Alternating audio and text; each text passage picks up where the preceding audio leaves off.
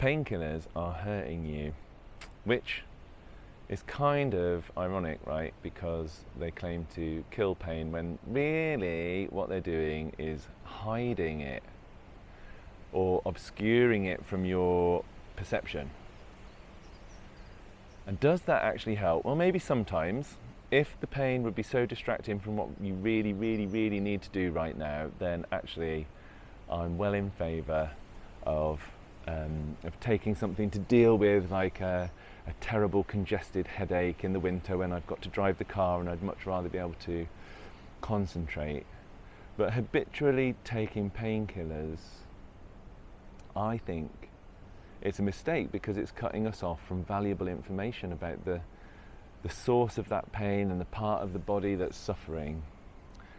I had a career in computing and engineering that meant that I sat in chairs day after day after day, hour after hour after hour, for years and years and years. And in order to do that, I've since discovered I cut myself off from sensation in my neck and shoulders and lower back and knees and ankles, and it's only since I spend much less time sitting in a desk kind of situation that I'm experiencing the great freedom that comes from being much more in touch with my body. But as I get more in touch with my body, I uncover these areas of chronic pain.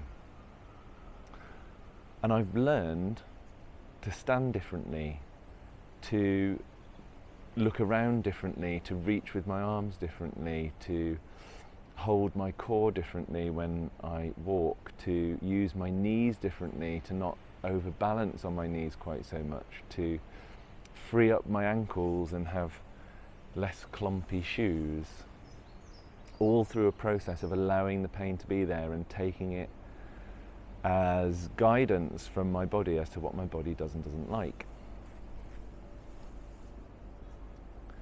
And I'm also thinking about other things that hide the truth from us. Do you use deodorant? A lot of people do. And why is it that you do that? Is it because of the shame that's been implanted in you by the advertising industry? Or is it the promise of sex? That's the other thing that they do very well. Either generate shame and then tell you they've got the solution that's going to save you from that shame, or promise you sex. When we're using these cosmetic products, we are hiding from something very difficult, which is that we feel insecure or inadequate in some way. Much better to go out in the world aware of your insecurities and being sensitive and compassionate to yourself when those insecurities get triggered, than to create the illusion for yourself that no one's going to know. I don't like it when I walk down the street and I'm in the vapor trail of someone who's used really assertive chemicals to mask their natural scent. I actually don't like it. In fact, the other day I was in the sauna and someone came in, closed the door, sat down, and suddenly my eyes were watering and I could smell mint. And I asked if anyone had brought some essential oils in. I thought someone had put some essential oils on the stones of the sauna, but it turned out that this person had massaged peppermint oil into their armpits because they were worried about the scent that they were bringing. So instead of bringing their natural scent, which I would have had no objection to, they brought something that stung my eyes. So even when we're masking, and especially if we're masking using products that have been advertised to us to prey on us as creatures who are prone to shame and are vulnerable to being led around by our lust, we may not be masking at all. We may actually be creating and generating more attention than we thought in the first place. So what's my advice to you? It is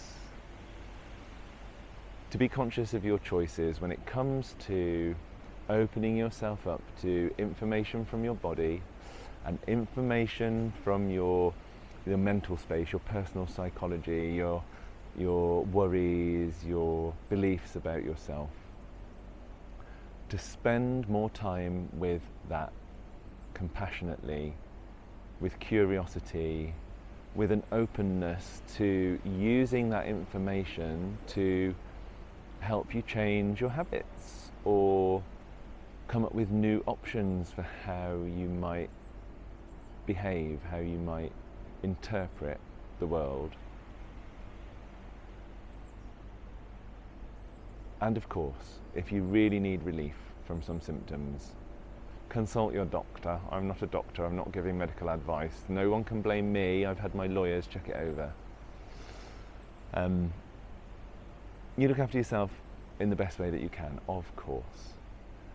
But do consider being grateful for the information that your body's given you and treating it with compassion and curiosity and generating new options instead of routinely cutting yourself off at the first sign of something uncomfortable. All right, see how you go, let me know, share with your friends if you think this is useful, like, subscribe, and so on and so on. And if you have encouragement to share with me or you have any other comments, I would love to hear them. So yeah, do stuff with YouTube and make my channel more successful, please. All right, bye, see you later.